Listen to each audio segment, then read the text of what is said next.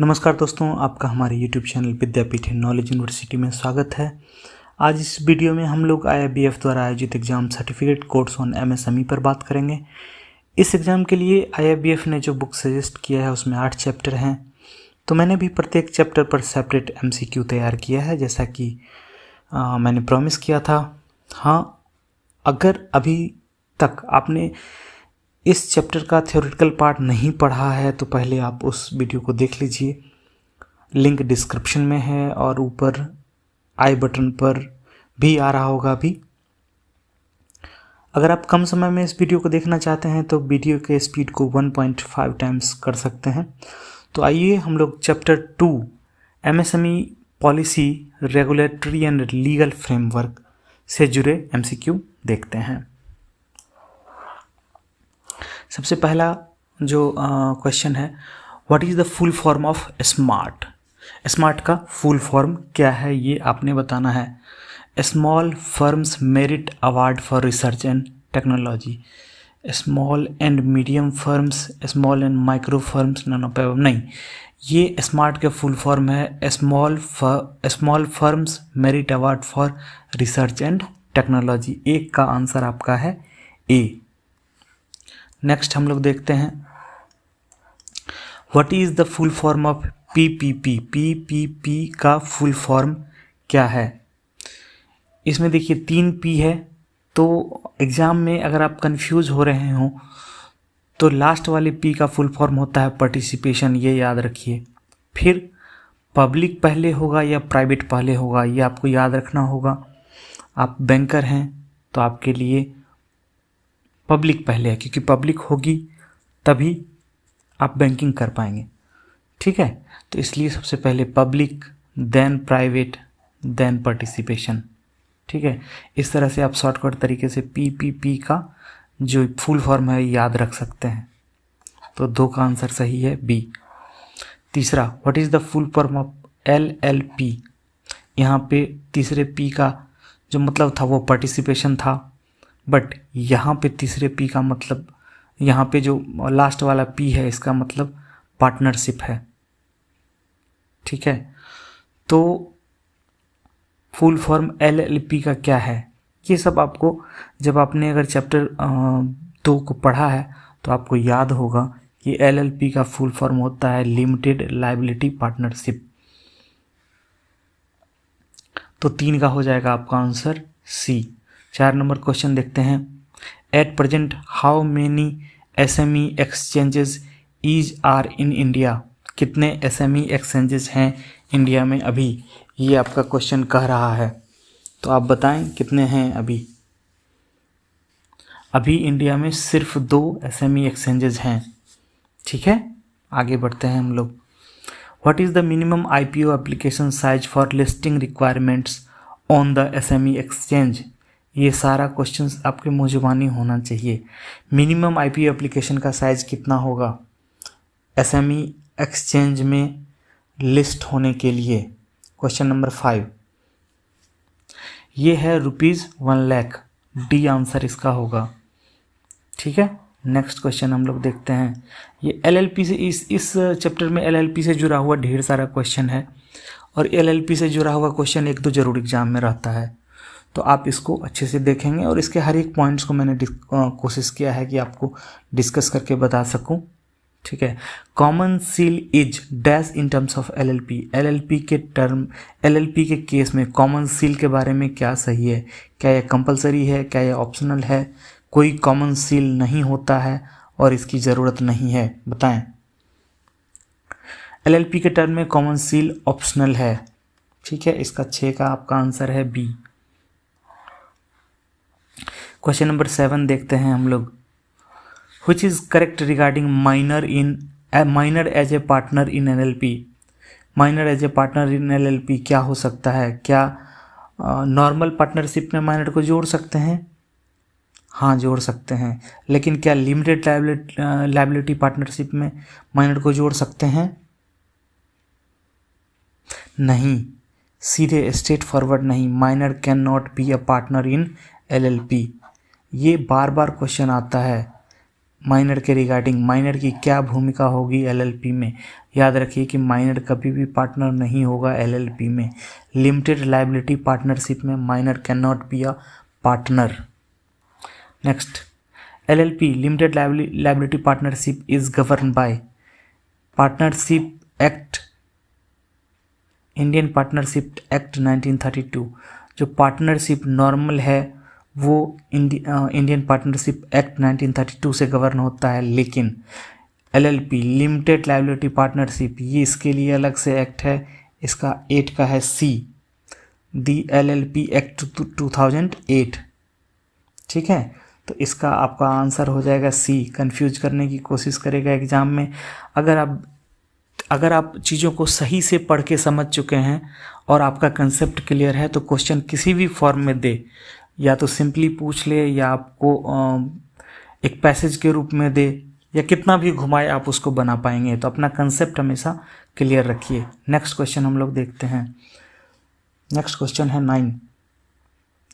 As per amended KVIC act 1956, any industry located in rural area which produces any goods or renders any service with or without the use of power and in which fixed capital investment per head of artisan or worker does not exceed ₹1 lakh, और अगर यही located है हिली area में तो does not exceed ₹1.5 lakh will be defined as.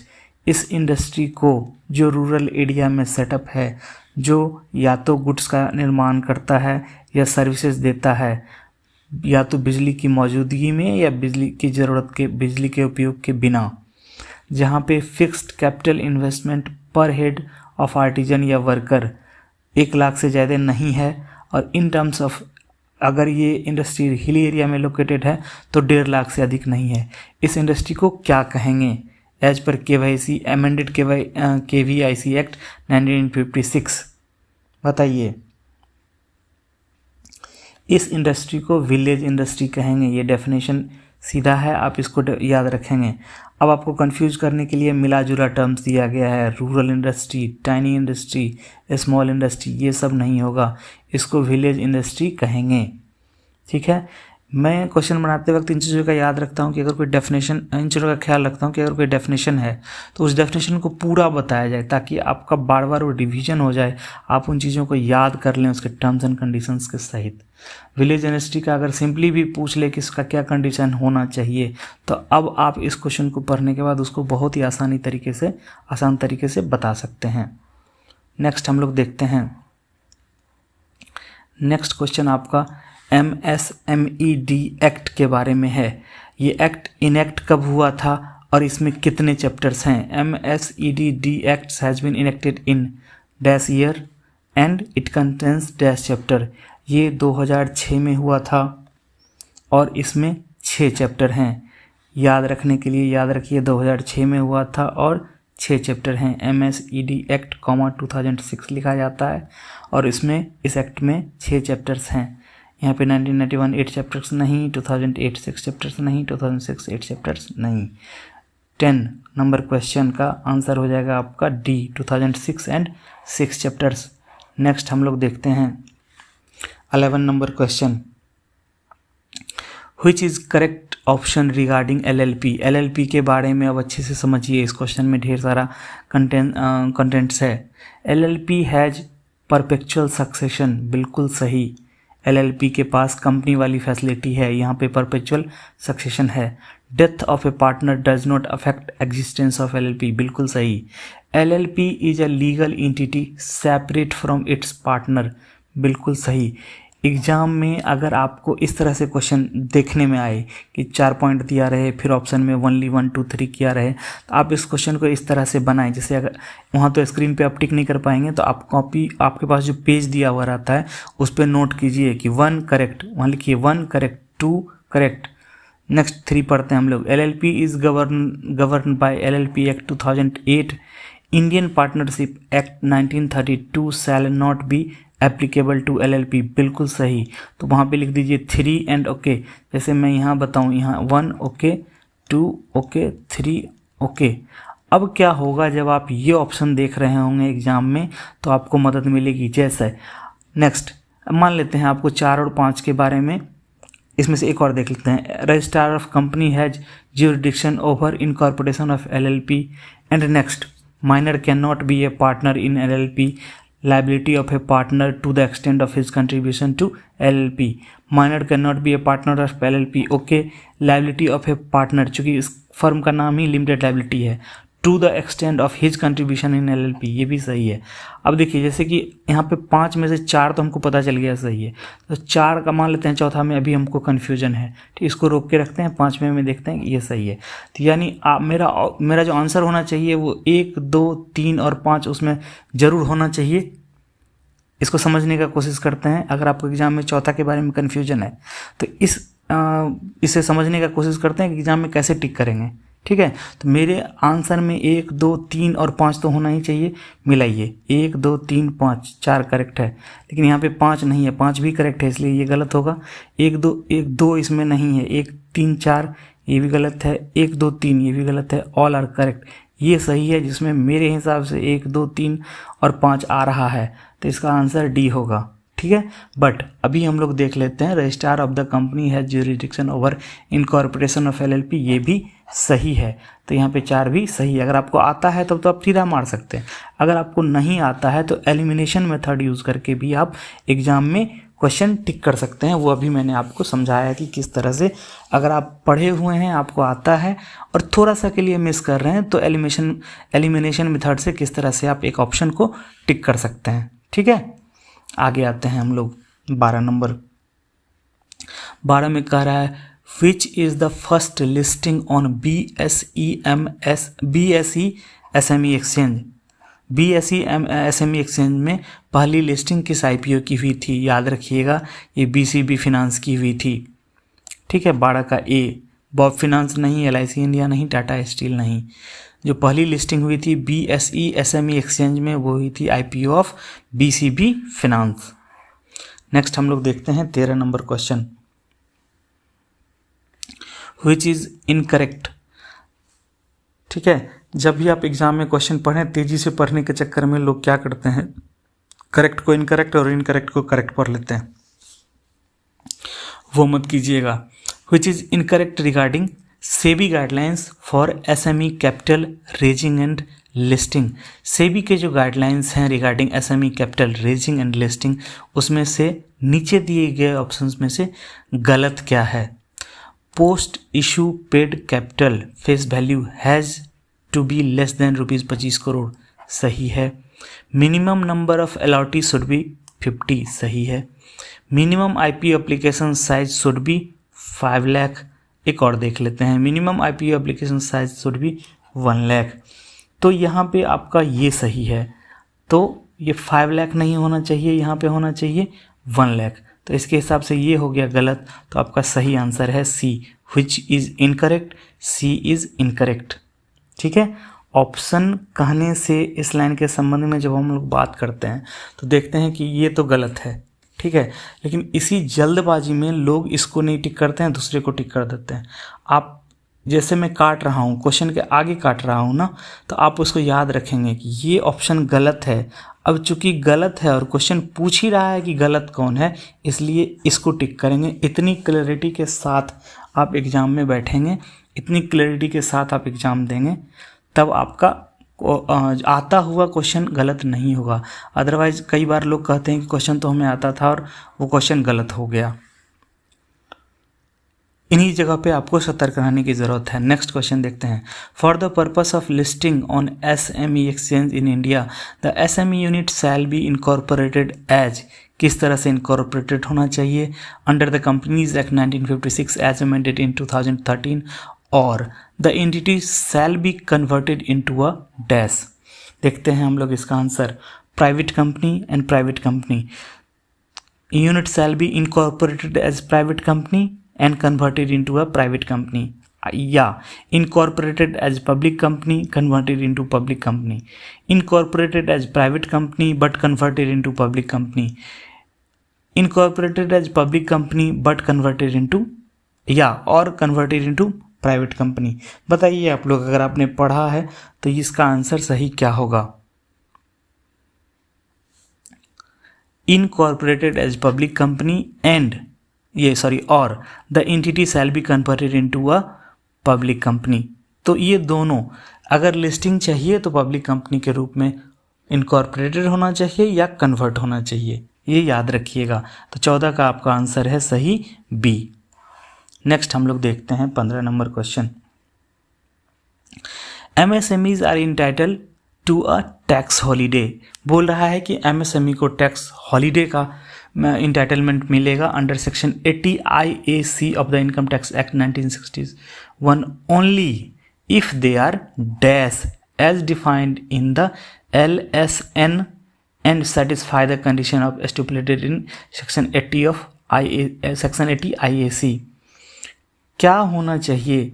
क्या इसको public company होना चाहिए तब इसको टैक्स हॉलीडे मिलेगा, प्राइवेट कंपनी होना चाहिए तब मिलेगा, स्टार्टअप होना चाहिए तब मिलेगा, नॉन स्टार्टअप्स होना चाहिए तब मिलेगा? देखिए इस क्वेश्चन में भी ट्रिक है, और ये ट्रिक इसलिए मैंने इस क्वेश्चन को यहाँ रखा है ताकि आपको एग्जाम में समझने को मिले। एग्जाम में ये LSN का फुल फॉर्म नहीं देगा, ठीक है, डिफाइंड इन द LSN लिख देगा, ठीक है। लेकिन अगर आपको इसका फुल फॉर्म मालूम है तब आप जान पाएंगे लेटेस्ट स्टार्टअप नोटिफिकेशन के हिसाब से ये यूनिट, ठीक है, स्टार्टअप के रूप में दर्ज होना चाहिए तभी इसको टैक्स हॉलीडे मिलेगा, ठीक है। और सेटिस्फाई करना चाहिए स्टिपुलेशन सेक्शन 80 IAC का। अगर ये स्टार्टअप्स नहीं है, no startup no holiday, startup then tax holiday, ठीक है। इस लाइन्स को इस तरह से याद रखिए, स्टार्टअप देन टैक्स हॉलीडे, ठीक है।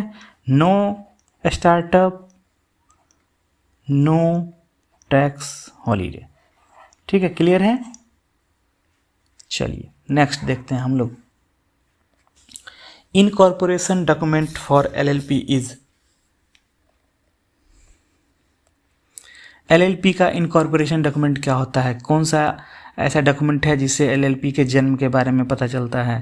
Partnership deed, memorandum of association and article of association, certificate of incorporation, LLP agreement, limited liability partnership agreement. बताइए आप लोग।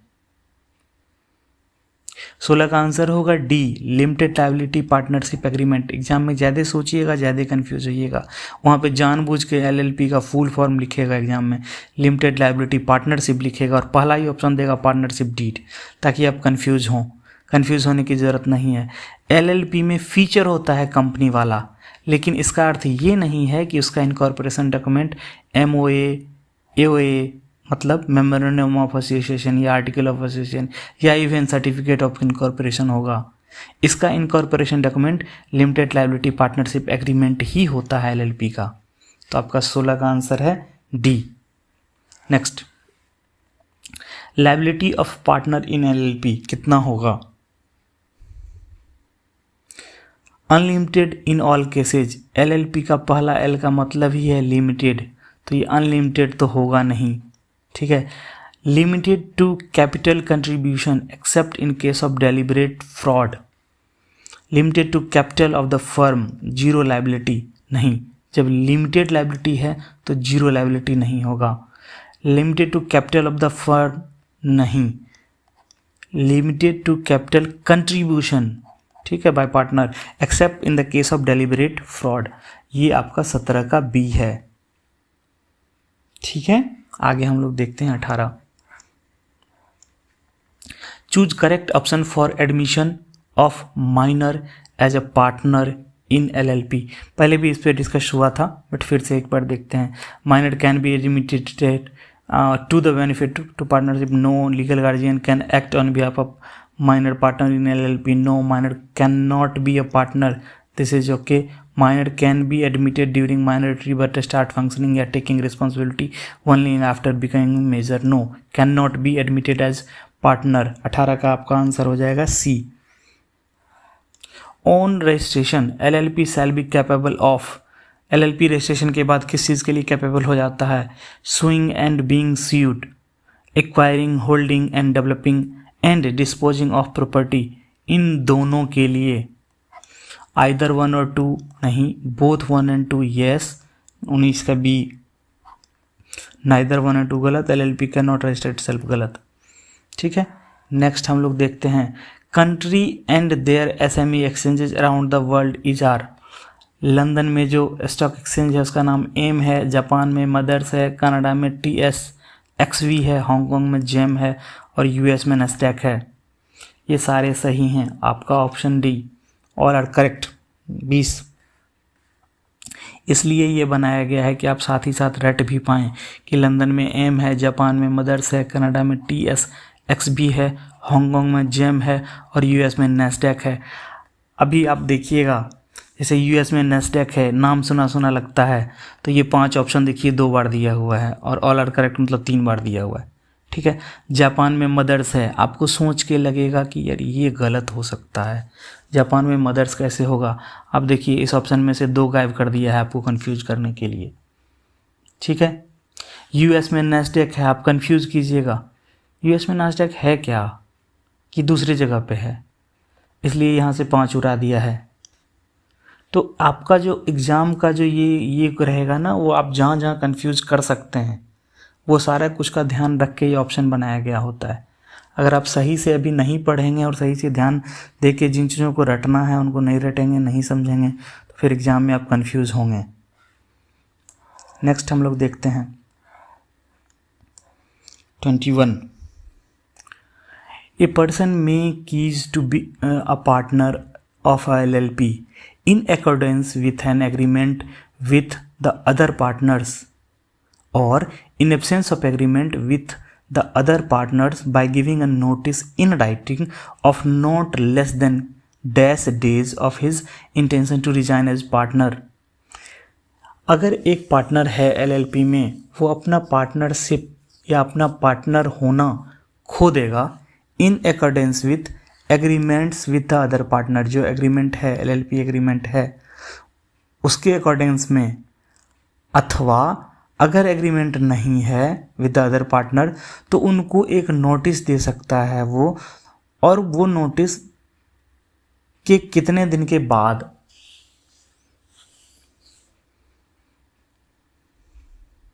वो पार्टनर होने का ये खो देगा, एलिजिबिलिटी खो देगा। ये याद रखिएगा, इसका आंसर है 30 डेज। 30 डेज का नोटिस इसको देना पड़ेगा। 22 देखते हैं हम लोग। As per Atmanirbhar Bharat related announcement being during May और जून 2020 क्या क्या हुआ था। Atmanirbhar Bharat announcement 3 lakh crore ₹3 lakh crore collateral free automatic loan for business including MSME, ₹20,000 crore subordinate debt for stress MSME, ₹50,000 crore equity infusion for MSME through fund of funds. ये तीनों हुआ था। आंसर आपका डी है, ऑल आर करेक्ट। ठीक है, नेक्स्ट हम लोग देखते हैं full form of FIPB। Full form क्या होता है। FIPB का फुल फॉर्म होता है foreign investment promotion board. Board है, ब्यूरो नहीं।